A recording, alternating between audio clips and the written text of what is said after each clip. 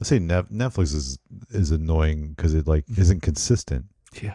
You're like I was just here and my continued watching it was like the third one down, and you close out the app, you come back and it's like not there, and you're like They change the rows all the time. Yeah, and I'm like I know. that's like so annoying. Mm-hmm. Like, continue watching should always be at the top, but it it's should not be the first option. Yeah, it's not always. Yep. They force you to scroll through things. Mm-hmm. Yeah, they probably do it on purpose, so you are looking at stuff. Absolutely. That makes sense. Yeah. They're like, no, we want to get this in front of you because then maybe you'll click on something else and watch something else. And then you had to go in because I think they put it on by default where just hovering over stuff it would automatically play, and you had to go in and manually turn that off, which was frustrating too. Yes. And so that's obviously a tactic as well that they're doing.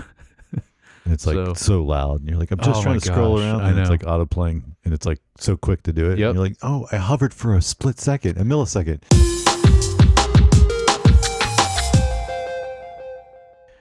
Hey, welcome back to Screen Time Film. We film reviews, and today we are talking about the Hudsucker Proxy by the Coen Brothers. I'm your host, Josh. It's a pity to waste a whole Monte Cristo, for the kids. Holy crap, that's the two I picked. Exactly those two. Wow. So my co-host over here, Jared. Literally. Wait. I have to show you proof of this. Yes. There it is. Yeah. It's both of them. But they work together. They do. I know. That's why I was like, I do one or the other or combine them. And when you said combine, I'm like, oh, he probably has something else. Dang. Well, there you go. There it is. I knew it was going to happen at some point. Well, folks, we knew this day would come. Yep. A lot of times we even check and be like, what do you have? Oh, okay, to make sure they're different. And then we haven't come across where we had the same. So then we were just kind of like, we just rolled with it. And well. And even with just two of us, because like on Dune, we had four different ones. And we all had different ones. We were all good. Yeah. Anyway, wow. Well, the chances. Probably won't be the last time either. No. All right. So the Hudsucker Proxy. Anyway, yeah, I'm Jared. Oh, yeah, Jared. Yeah. Well, I don't have an intro now. So just what's up? Yeah. Came out in 1994. Rated PG. Really? Which is crazy. I didn't know that. So up at this point, Raising Arizona was PG-13, but all the other films were rated R. Yeah, I figured most of them were R, yeah. Yeah, and but this one's PG, which is it's interesting. I mean, I feel like it makes sense. I get it in general, other than like there's definitely some suicide stuff. Oh, yeah. So like it's a little. Well, but I mean, yeah. Anyway, yes. Yeah. All right, so I never really even actually look at the rating. That's something I should do when you're more. watching something. I don't really think about it, but yeah. You don't really care unless you're an adult, and it doesn't matter unless you have kids that you're going to watch it with. Right. And you might be like, let me check. Yeah. All right, so our synopsis here. A naive business graduate is installed as president of a manufacturing company as part of a stock scam. Yep. Yeah, pretty much. Yeah. So we got director Joel and Ethan Coen, writers Joel and Ethan Coen, and Sam Raimi. Oh, okay. Which is interesting because then we also had Bruce Campbell. Slightly. I mean, he was a small role, but he was in this film. Then they've been friends with him for a while. I remember I was saying like he was like an extra in at least two of the movies. Might be why Sam Raimi is a writer, because I know Sam Raimi and Bruce Campbell were real good buddies. Oh yeah. Yep. So we got cinematographer Roger Deakins. Yep. Which we'll talk about more, but this film, it looked like it was Roger Deakins. I'll just put it that way. Really? Okay. And I didn't look ahead of time, but when I was watching this, I was like, this has got to be Roger Deakins. But I would have not guessed it on the last one. Right. That's interesting. We'll get into that because I couldn't tell as much. Like it seemed a lot like the last one. No. So no. See, okay. But this is your thing, not mine. No, I know. We got music still by Carter Burwell. Yep. and there was a little bit actual music. Yeah, there was music this time. Yeah. So here's something that, big jump. Production cost $40 million. Yeah. So they haven't done anything over 10. Everything was under 10 before. Mm-hmm. I mean, a lot of them are like 1 or 2, but the last one was like 8 or 9, something like that. Yeah, I think so. So $40 million, yeah, definitely bigger jump there. Mm-hmm. All right, so we got a lot of people in this one, recognizable. I would say a lot of this budget probably was Some of the cast. I would say the cast and the time period. Yeah, and a lot of the sets yes. they would have had to do for this. Yes, the period, it being a period piece. Yeah, but it's not just the building; it's like all the streets and everything else too. Like that's a lot they would have to do for that. Yeah, yeah, they built a lot of miniatures for it. Did they? Yeah. Okay. And special things to be able to do those buildings and have people falling. I didn't think about that. Okay.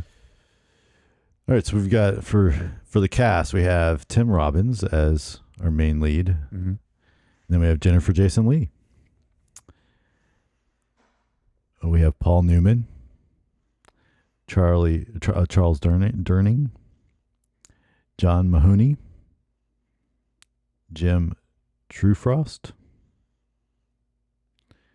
Bill Cobbs, Bruce Campbell, Steve Buscemi, Ann Nicole Smith, Sam Raimi, John Goodman, and Mike Starr. Yep. Yeah.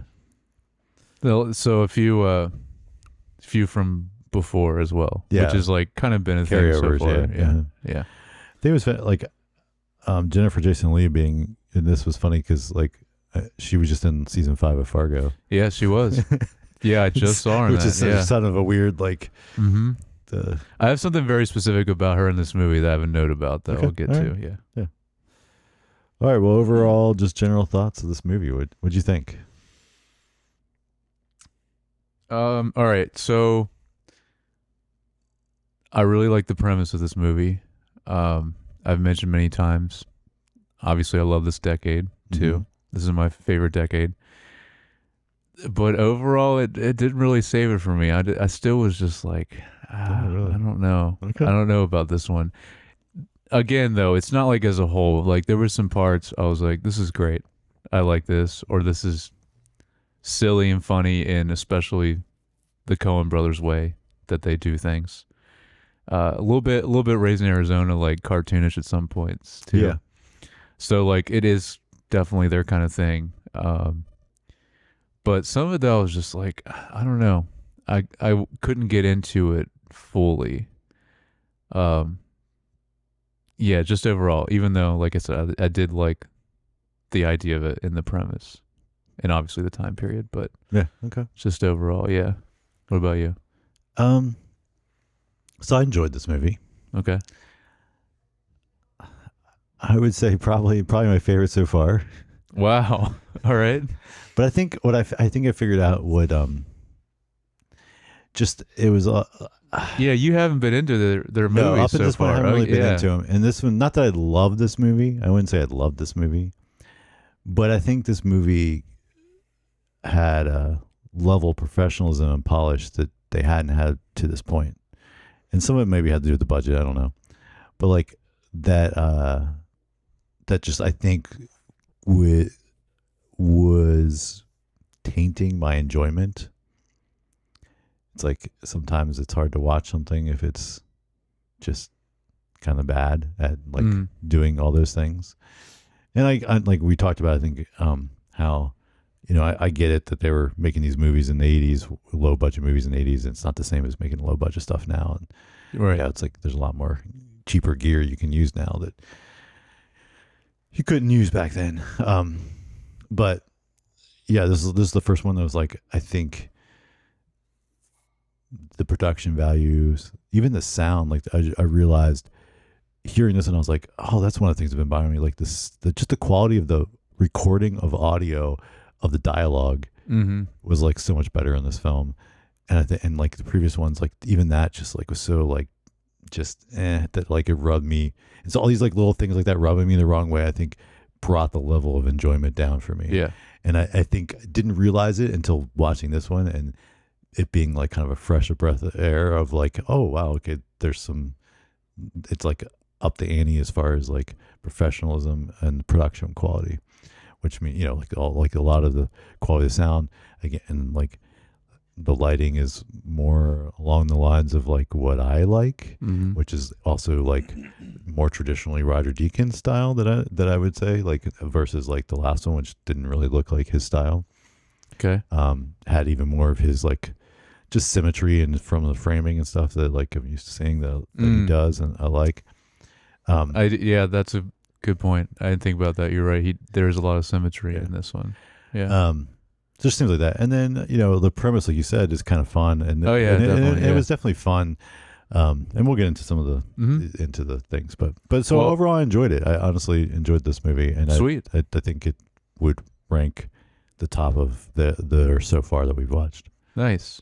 Well, I definitely agree with all the production stuff. Whether you're saying just like the sets, the quality of actually the filming, which obviously is upped anyway because of Roger Deakins, but all the sound you were talking about sounding better, like I definitely agree with all that. Which it also, I think, big jump makes it help with, especially with their writing style and the way they write dialogue, where people are almost talking over each other. Oh yeah, or are talking over each other, but especially in this one, yeah. Yeah, and I think that with poor quality, like it's like almost like you get it's just like it sounds messy. Yeah, and where this, it's like it sounds clear even though there's people talking over each other. If that makes sense. And so even like something like that to like, so yeah. I think why certain things like that, like sound wise, because when it comes to score, that's something that's really hard for me to ignore, and kind of, let's say it's like a movie I'm really loving, but the score isn't good. Like it's really hard for me to just like completely ignore that and just focus on everything else. But I think when it comes to like the quality of sound, whether it be like the actual sound of the dialogue or Foley or anything else, sound effects, anything else that they're doing sound wise, if that stuff's bad, that stuff I can put aside way easier and ignore that and focus on everything else that I do like about the movie, which I have been for like some of these older ones. Because even like the very first one we were talking about, a lot of stuff in that sound wise was not good at all, and you even brought that up. But that was some of the stuff that I could ignore from that and still think about the premise being like, oh, this is a good, and actually really liking the characters and the dialogue in that. So that's some of the stuff I can get over. But when it comes to score, that's one thing I wish I could. And I'm sure it's the same with you with the cinematography, probably. And some things, where no matter what, you can't set that aside for something and then focus on everything else that's good with the movie. So that's, I think that might be part of it too. But it is really interesting going into this now with the Coens, how different it's been for both of us for all these movies so far, which is cool. Yeah. Well, so I know. Last thing I'll just say, and we'll get into like stuff. It also made me more excited for some of these future movies, including next week's movie, Fargo. Oh yeah, definitely. That I've not seen, and I know it's one of the ones that they're well known for. And honestly, up until this point, I was like, oh, but it, like, because I haven't seen it, so like I was like, based on all the movies before this one, the production quality of like things, and I was like, at some point it's got to get better. Oh yeah, it definitely does. I mean, and then like this one, I was like, oh okay, yeah. And so yeah, so now I'm more excited for it. And not that I wasn't, but like it definitely made me like, oh, okay, I'm not gonna have to. It's more like, I guess I'm not gonna have to worry about, because that stuff probably is gonna be at a quality at least this, if not better, which then will being that I can enjoy it for what it is and not be distracted by other things. For sure. And also it's like, it's hard because it's a combination of, when we do older movies like this, it's a combination of how much knowledge the director has, or like since we've been doing like only like their first few films, and like what year they did it too. It makes a big difference of like where you need to put yourself in the movie. Yeah, because expectations. Exactly, because it's like watching. This is kind of my go-to now because I think it's such a great movie. It's the first film from a new director. Was the movie Barbarian I told you about, which came out last year or the year before. and done so well. It's a horror movie, which I don't like, but this is just so good. And it's like, and again, there's a big difference now. Like you're mentioning, you can do a whole lot more now, a lot more creativity, even for a brand new director. And I even know that budget was very small still, but that movie, you would have no idea watching that movie. Yeah. So like, that's another thing. It's kind of hard to like, you kind of have to think about in these contexts, because we were talking about especially with Blood Simple, it's like very first movie. How hard was it to do all this, you know, with their budget, right? You were talking about even like when we were talking about like cameras and stuff, and like probably way harder to do all of that back in the early 80s, you know, even. Oh yeah. And then if we went back, obviously, so it's like even more when we go back, you know, when we eventually do movies that are in the 70s or even earlier, it's like, but you know, all that is at the same time. I get like budget's bigger, but like I mean, the first Star Wars was true. Still like in the 70s, and the production of that was way better. Yeah. Yeah. Sometimes it's just like no matter what, though, it just holds up extremely well, though. Yeah. Yeah. Which is like that's very rare, especially or like I mean, again, you know, like 2001: Space Odyssey. Yeah, I was gonna say that's like one of the best examples. Yeah, just because that was that late 60s, early 70s, something like that. Yeah, or Alien, the first Alien movie. That's actually one of the best examples. The first Alien, man, holds up so holds well. Up. I can't wait to do Ridley Scott. It was hard whenever we do that. It's like it's so hard because he does so many movies. Yeah, it's like we'd have to probably break that up, like you were talking about. Yeah, do a decade and then take a break. Yeah. All right, so let's get into like spoilers. All right, so what's you know some of the scenes or things you thought worked or things you didn't think worked in this?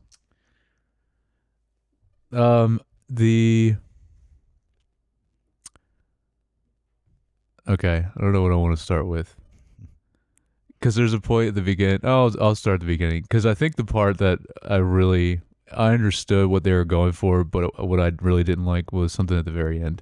But the beginning I actually really liked, because it's very Coen Brothers, how it was just very unexpected, but it was really funny too. Just the what would you call him? The president, just in the middle of the meeting, just gets up and just runs out like that kind of thing is just like, I was like, oh, okay, this is what we're doing in this movie. And I was like, I like that a lot. That was good. And that, because I mean, I'm assuming what is his actual title? Because it's what he then becomes, right? He's replacing him. Is it the president and CEO? I don't know. CEO. Okay. Maybe. I don't remember either, but person in charge. But he was like, normally you have a president or CEO that's still, they're still answer to the board. So right, which then we're dealing with that. But so what else do you? I don't know. Yeah, how many? Well, I've got some do you things. have? So, well, I like the way they presented the circle as the idea. And it's just like every time you had an idea, and it's just like this circle. That was great. But then it actually came something, which is also funny. That was a really great part of the movie. I agree. That was really good how they did that, because they used it as a joke. Yes. Where you're like, but then it was a hula hoop, and you're like, oh, well, that's a circle. Mm-hmm. Yeah. No, that was and great. Then they had the circle again. And it was a frisbee. Yes. Which was also great. Yeah. So, but then also the gag worked first couple times. It's just like, you're like, oh, they're just using this as like a proxy, no pun, just like, here's the idea, and it's just a circle on a piece of paper, and for the kids. That's what I'm saying. That's what that is good, that they even with the line, and everyone just kind of is just like, oh yeah, yeah. When everybody in the film goes with it, so yeah, right. And it's funny seeing a circle, and he just says that, and when you're watching it, you're like, this makes no sense, but then it does, and yeah. Nice. Yeah, those kind of aspects, like the script is definitely good in this movie from like those kind of things for sure. Yeah. So, then a little funny Easter egg or whatever. I mean, you'll find for the audience, some of these people, you're not going to know this, but our friend John McShirley, he's from Muncie, Indiana. Oh yeah, he is. Yeah. So when they were using that as the small town that he was from, I was like cracking up because I was like, oh, I'm aware of this town. Let's say you should text him. Oh, I texted him while I was watching the film. Did you ask him if he's seen that movie? Yes, and he hasn't. And I was like, "We're gonna have to watch it." Yeah. Yes. Speaking of that, also though, I think this is one of because before we started doing the Coen's filmography, like we had the whole list planned like in order, and this is one of the ones I think I was the least familiar with. Even the name, I was like, I don't think I've even heard of this. Yeah, never heard of this film. Yeah, which is interesting. So yeah. Really had no idea about this at all. Yeah. In any way. Yeah, I had that down as a note just because that was funny. Yeah, that's great. I knew it was. Yeah, I didn't realize it was Muncie. I knew it was Indiana, where he grew up. But yeah. I have just a small like set design thing. Well, I mentioned already like all the set design I thought was really good, but I think specifically the interior of the Hudsucker building was awesome. Again, I mean, it's very 50s style anyway, but it's something very specific, kind of. It looked almost retro even for the 50s with the interior. Well, it had you like know what that I mean? Retrofuturism. A little bit, like, but a not, little bit mixed in. Yeah, that is part of it. Yeah, just to make it kind of, I think, hyper real and hyper fancy, because it was like, you know, the position or like the intro, somewhere in the intro there, it was like, you know, work the jobs of the future or the ideas of the future, something about the future. Right, that's true. Yeah, it was kind of playing off of that kind of 50s, 60s, where like they had like you know, there was all the. But it's not retro future like the Jetsons. It's not that far, right? Yeah, but like there was just like hints of it in there. I think in some of the art style of the way the sets were, kind of trying to say that they were hip and futuristic for a company or whatever. Yeah. I do like the mentioning the title of the movie again. I like the name of the movie because, like I said, I had no idea anything about it. But then by the end of the movie, the title makes sense. But going in the movie, you're like, what does that mean? Yeah. Like in any way. Yep. So yeah, it is a weird title for sure. So I was gonna say, I'd love the two sequences. I think they're also really good. The sequence where they finally start selling the hula hoop, and so then you have like the store owner, and they have to he's standing out there and he keeps discounting, and then there's like that kid, and the kid just starts hula hooping, and, and then takes one kid, and then all those kids are like amazed by it. And then suddenly they're flying off the shelves, and it was just a great little like sequence of. It was good. I mean, and that's really how it is with toys, especially trendy stuff. Yeah, yeah, especially like back then. Stuff. Yeah, like all it takes is one thing to really, or one person to kick it off. Yeah, one kid. That was the stuff I was talking about, because you don't see too much of the city, right? But you see a little bit more of it later. You do at the beginning when he first shows up there, but. I liked all that because I just love seeing, because that was like, I mean, that looked pretty accurate to the decades. Yeah. So like, I imagine they probably had to put a lot into that, with either making it all from scratch or changing actually buildings a lot to make it look like that. I don't know what they did with this movie. Well, I know a lot of stuff they built. Now, obviously, the scenes with the kids and stuff on the street. Yeah, they still had to make a set or change a specific set of buildings. But I know, like, for a lot of the other scenes, they made miniatures. I love that as a concept. I think it's still the best thing, and it still is done nowadays, but not nearly as much. But I think that's such a good idea for. I think one of the best examples, although this is again now kind of old, but it was how they did in Lord of the Rings with Rivendell.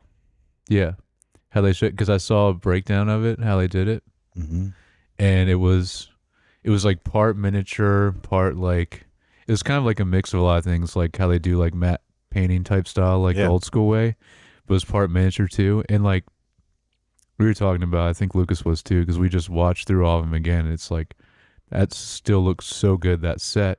It doesn't look dated at all because of that. Like if it was old green screen, I feel like, because it was all CGI. You mean like green screen and CGI? Yes, because there is obviously still a little bit of that in the They're movie that does green look screen, bad. but they're using the green screen Right. to composite. Sorry, yeah, Yes. in that way, yeah.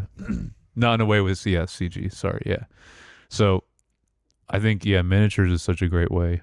Because I think that that's kind of how stuff. they did it with this. Like some of the, I think the scenes were.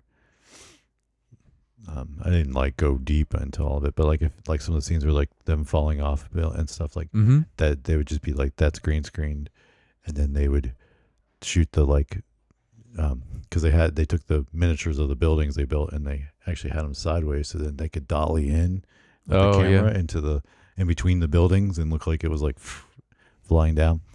Nice. And so the so then that's how they got that movement of the camera. But then they'd mix in the person, like in composite person. So you're not using any CGI, but you're still compositing green screen and like using like a different two shots together like that. Okay. Which is kind of what they did there. Like Yeah. They'd have the miniatures and they have the real sets and the people, and they'd have green screen so they could composite in the miniatures behind them.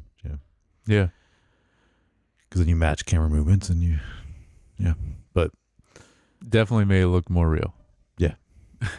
Because that could have looked really bad, especially for any kind of movie that's like older like that.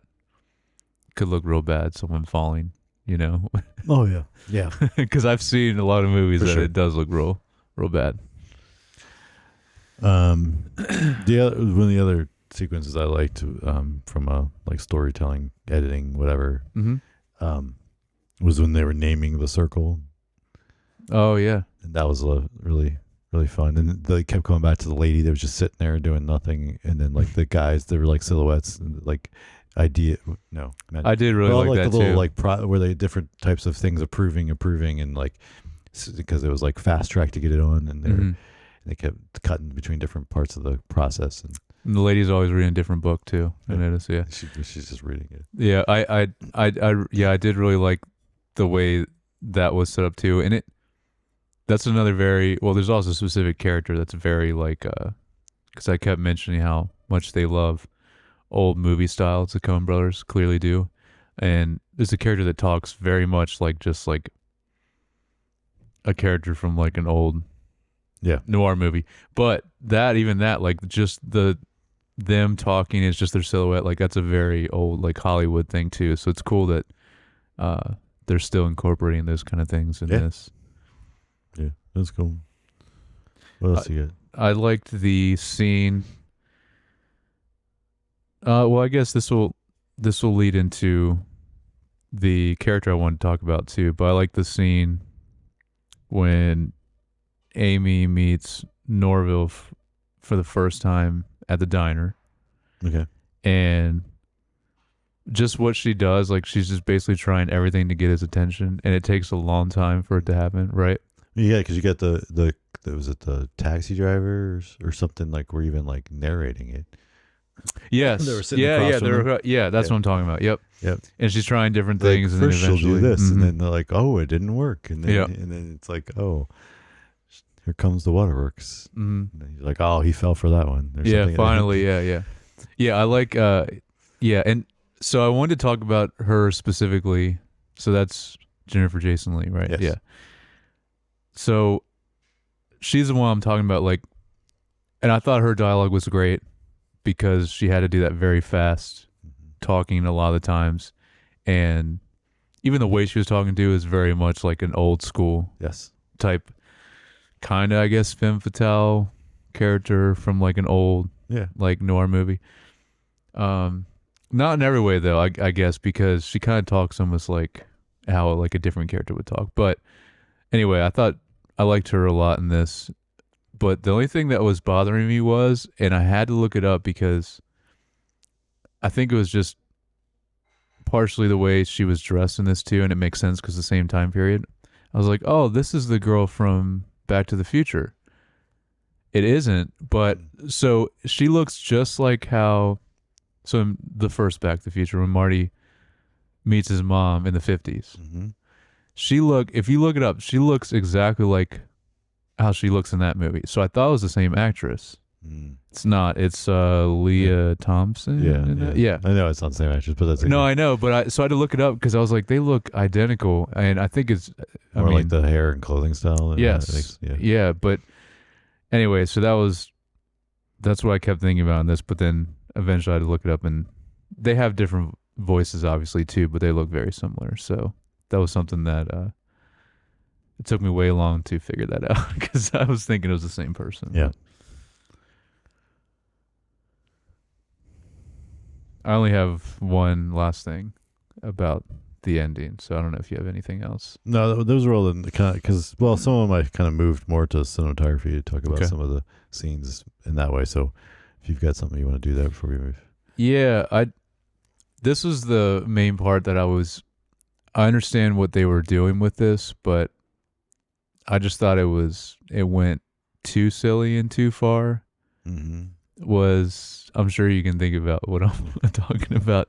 So like literally stopping time with a broom and a clock so he doesn't die, but also so the angel version of, was it the original guy? Yeah, is talking to him? The president that jumped off in the beginning. Yeah, right. Yeah.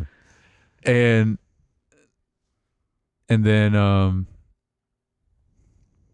trying to think how long. I guess he's there for a little bit. Yeah, because he's talked to him for a while, and then I guess the broom. Yeah, because then he's fighting the guy in the clock, but then so then he falls again afterwards, but then stops one more time before he lands. So he basically like prevents him from dying. But even the guy that was that stopped the clock, he also breaks the fourth wall at some point. Did you notice that? He actually looks at the camera and says, I didn't write down the line he says, but he's clearly saying it to you watching. And I was like, I thought that was kind of out of place with the rest of this movie. But I mean, that was the only thing I was just like, didn't like about the ending. Want to get a little, I mean, I think that was to hang your hat on the third act kind of playing out that way, and that being kind of the ending, and like, right, like I don't think they laid down the groundwork quite well enough to give understanding of who that guy was. Like, not that you needed to have. Yeah, you only see him like once before. You only have right? when she goes in there, like just wandering in, and she looks in that other keyhole. So, and it's not like we'd have to know exactly, but it's like if there was just some things that alluded to, you would give you like the sense of like, oh, there is this, maybe like a say word like something that's a little bit more magical or super. That's not as grounded, like this guy. There's this mysterious thing that can happen or something. Like you could, like, if you teased it a little bit more, I think it would then not be so kind of like, whoa, we took this hard left over here to like now these people, this time has stopped and someone has superpowers or whatever. Like whatever it is. They just didn't lay that groundwork as well as they probably could have. For that, and I think that would make that part work better. But yeah, I agree, and I think it would just need to be, because the whole movie, we already mentioned, obviously is a little bit heightened realism anyway. So they already laid that out, but I think they would have had to make it a little bit further to make that ending more believable. I think, like what you're saying, yeah. Right. So talking a little bit about the cinematography, and I mean, as I alluded to earlier, I think it was, a significant step up from the previous stuff. And yeah, I want to hear about this because I didn't have any shot in particular that I pointed out. So I want to hear what. Well, I think one of them, it's the opening shot early on with the CEO running off the table, and like just a lot of the way that was the composition of that, and I was like, oh, this has got to be. And then one of the other things was when some of the close-up shots of Norval and Amy, is that her name? Yeah. When they were first, they were interacting and stuff first. Just like, again, the way that kind of the lighting is much softer on people's faces and just has like a more gradual like roll off is the way you say it.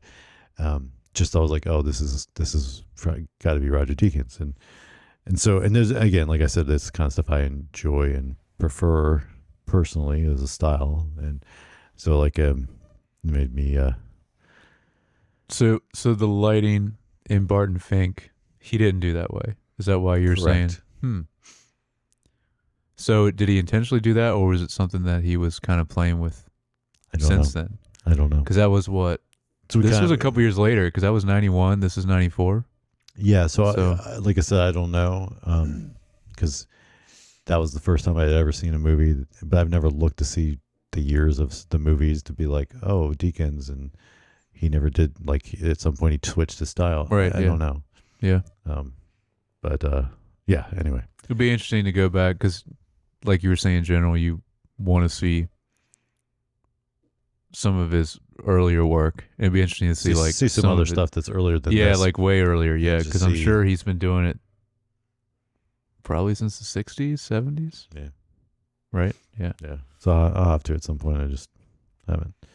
I mean, I just, other than the buildings and the falling shots, like Mhm. that stuff was done really well, and I kind of talked about the miniature stuff they used on that. Just to do that, and it looked really good. And, It did. like you said, that could be an easy thing that was like done really cheesy, and Yes. and it I think it worked really well. And a lot of, again, it's a combination of camera work and this set design and stuff like that. So, but yeah, I thought that was really good. I mean, I didn't list out a bunch of, but just like in general, just it was visually appealing to watch for me, versus like previous stuff that wasn't as much. So, Yeah. Yeah. I'm trying to think about some of the actors, because I looked at the full cast and where they were at in the movie. And specifically, John Goodman and Sam Raimi. I don't remember seeing them. So I wonder where they were Sam Raimi was one of the silhouette guys that you see the voice. Okay. Just hear the voice. You don't actually see him. And Gotcha. and same with John Goodman. You just hear his voice. He's like a voiceover for like a news radio thing or at. something. Oh, all right. It's just his voice. Okay, because I looked at all the cast and I was trying to then point them out. But so it was just, you didn't actually see them. Okay. Just heard them. Also interesting, this is the first one, not even just a voice of Frances McDormand. Remember the last movie, she wasn't in, but she still had her voice, but now nothing. She wasn't in this at all. No, I looked at the full cast, I didn't see anything. Yeah. So I also just wanted to mention Paul Newman, just because yes, he's a great actor, and it's just funny seeing him in this, because like he can basically do any type of acting. He's just good at. Which, I mean, it makes sense why he was one of the biggest actors. Now at this point, he's kind of past, like, I feel like where he was like the biggest actor, but still though, I was like, yeah, he's one of my favorites in this movie. yeah, he's good. Yeah. Music score. Yeah, so this is what I was talking about, where I was glad that there was a score, like, Mhm. through Yep. most of the movie now, and not just like very little. But overall, it wasn't very. None of the melodies, or I would say the melodies mainly. So none of the melodies and themes really stood out at all to me in this, which, especially for the time period, and even some of the instruments used, because he used mainly just like normal orchestral instruments, but I feel like there's very specific instruments you can use, especially for this time period, Right. that would fit very well with this, and he didn't use it in this, which I'm not sure why. But yeah, just in general, I didn't really think the score added much to this movie overall.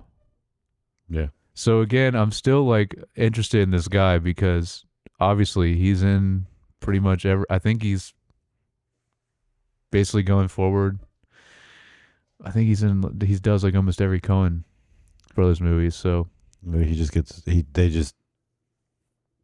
it's their buddy, and they just let him grow and get better as they grow and get better, yeah. and just he's along for the ride. Well, I mean, and the thing is, like we talked about, even the very first movie, we both liked. It was very little, but like we both liked the score in that. Yeah, in the Blood little Simple, bit right? that was in there. Yeah. So you liked the the yodeling banjo. It just thought it was fun. Yeah. Yeah. So like that, and I mean, I guess unless they got someone else, it said it was him. Yeah. That did that as well. So like, you know, I don't want to put this guy on blast. I'm not saying he's bad. I just, this score in particular, I think they could do way better, especially for this time period. So Yeah, I enjoyed having. I agree. There was nothing standout memorable. Yeah. But I also was like, there was like moments where I was like, and I think even that might have played a little bit into me more enjoyment. Like I think I like but there's actually a score, some yeah. music there to give emotion. Sure, yeah. And yeah. So do a little trivia. Yeah. Do you have themes and messaging? We normally do that at the end after trivia, I think, right? No, we do it. Trivia is very last, Okay. but I don't have anything for themes and messaging. So Just watch out for corporate America. That's all. yeah, They're out to get you. yeah, I mean, I think there was definitely that. Like when he first get hired, and they're talking about like you clock in here and you clock in there and you don't take a break and you don't like the guy when he got hired in the mailroom. mm-hmm. And so I think it's they're just kind of poking it. And then of course the how they're just scheming to how they get the most money out of the stock and Yes, and just all just kind I of. mean, yeah, that's all very real. Yeah, when he was still down there, yeah, when he first gets hired and he's down there, there's a scene I remember, which I was like, man, this is something that a company would actually do. Is where over the speaker, I think they're mentioning about like a moment of silence. Oh right, yeah. And then they do it, and they said, "All right, that will be deducted from your like or something like that from your pay." Yeah. Even though it's like 5 seconds or something. Yeah. So like that kind of, I'm like, man, that is something that would be done. So But I yeah. think that's one. I think the other thing is like, kind of being corrupted. Like he kind of shifted who he was. Oh, but definitely. later, and when he started, he was just it's like there's almost something better about being innocent and naive to and just being from a small town of Muncie, Indiana. Yeah. That's right. Yeah. Shout out. Yeah. But no, I Norville. think, Shout out to Norville and John. yeah. And yeah, so Norville and John, both from Muncie. but I think there's the themes of that, like success going to your head, those kind of things, Yeah. right? And not and she liked him when he was different, and then he kind of became like everyone else. So I think that's in there too. Yep. It's all good, just good warnings to kind of Yeah. watch out for corporate America and stay true to who you are and your roots. That's right. For sure. All right, now some trivia. So Clint Eastwood was originally offered the role of Sidney Musburger. I could see him playing that. Yeah. But- Wait, instead of Paul Newman? Is that Yeah. what you're talking about? Yeah. Yeah, that makes sense. Yeah. Joel Silver, who producer, wanted Tom Cruise to play Norval, but the Coens insisted on Tim Robbins. Okay, that would be In a very different movie. That would be very different. Yeah, I'm glad they didn't do that. Yeah. You know what though? This is a crazy year for Tim Robbins because 94, isn't this the same year as Shawshank? I believe so. Was it? Yeah. So that's a good year for him as an actor. This is interesting. I didn't know. So this is one of the few Coen Brother films to not be edited by the brothers themselves, which they normally have listed under the pseudonym Roderick Janes. But this was Tricia Cook and Tom Noble were the editors on this film. So they didn't even, They didn't actually edit it. but not even a part of it. So Well, I they mean, did all of it. as directors, you normally oversee and like Okay. give input. Yeah. Paul Newman had been approached about the project in 1984, but turned it down due to not having done much comedy work before, although he liked the film and encouraged the Coens to go ahead without him. The Coens instead waited 10 years until he agreed to do it. Jeez. So they had this script for a while, Yeah. or at least the idea of it. Wasn't Blood Simple 1984? I think. Something like that. Yeah. So they had it since, wow.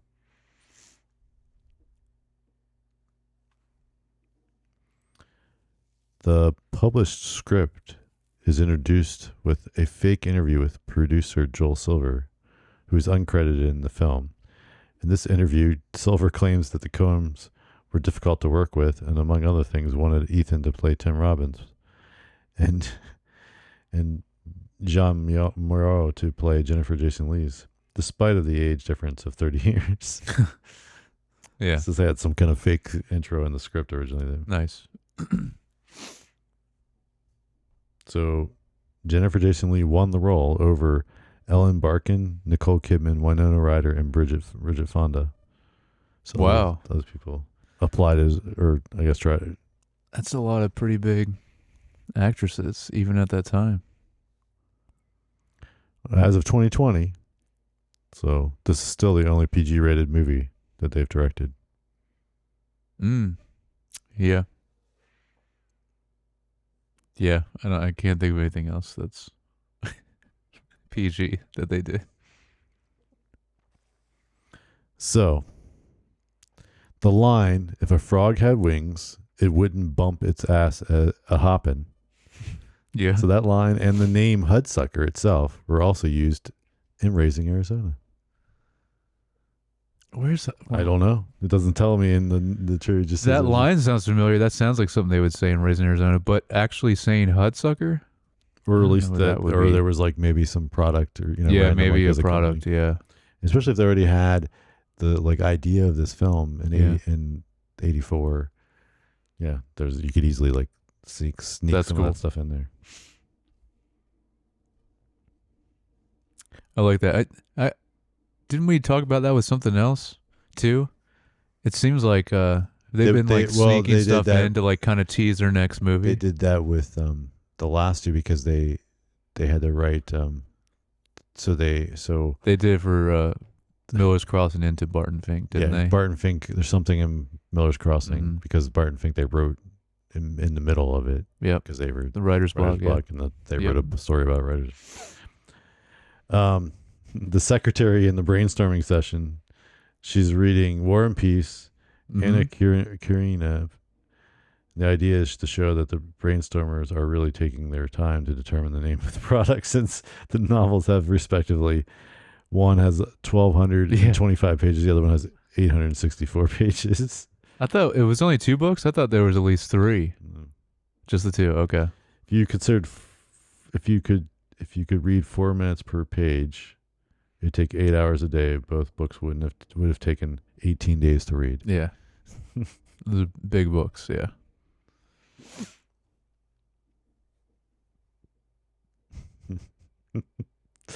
Some of the jobs that Norville realizes he's underqualified for: cat's meats man, goaltender, goat herder, gutter sweep, and a rope braider.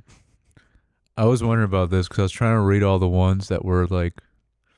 Did you read any of the ones that like were like going around when he was looking at? Because there were some that were funny. I didn't write any of them down though. But yeah.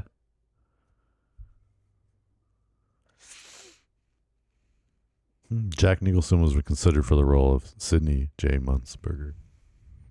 I love Jack Nicholson. That would. Yeah, that would be good. I think he would be good at that too. That's here. So, John Goodman is the newsreel announcer, although he's listed in the credits as Carl Munt.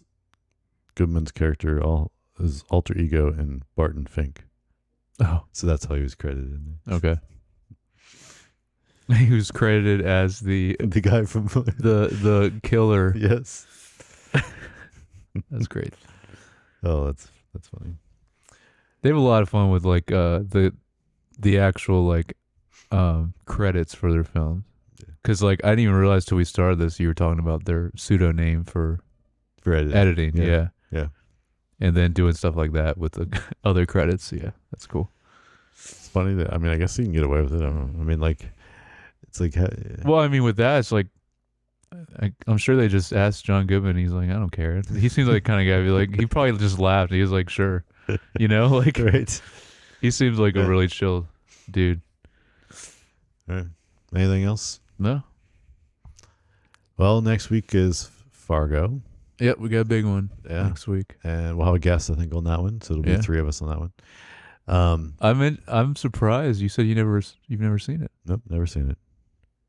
That's cool. That's interesting. You've never seen the movie, but watched the show. Well, I only watched season 5 of the show. Oh, I never watched you didn't even the other seasons. But man, it's like you, a True Detective, never saw season 1. You never saw the 2 best seasons of Fargo either. I know, and I need to go back and watch because I did really enjoy season 5, and everyone was saying season 1 and 2 are really good. They're the best. Yeah. So I do need to go back and watch this. But yeah. Have you seen this movie? Like we said, both of us had never even heard of this movie. No idea. Until we had to make this list. What did you think? What have you thought if you've seen this Hudsucker Proxy? And if you haven't seen it, give it a watch. It was pretty good. John McShirley, watch it. Yes.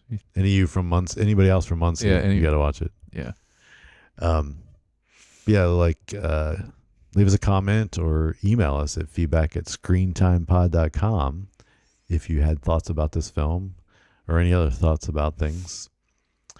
And if you'd like, you can like and subscribe on Apple Podcasts, YouTube, Spotify. And if you want to follow us on Instagram, I'm at JYoungBar. And I'm at Jared Youngbar. And we'll talk to you about Fargo next week.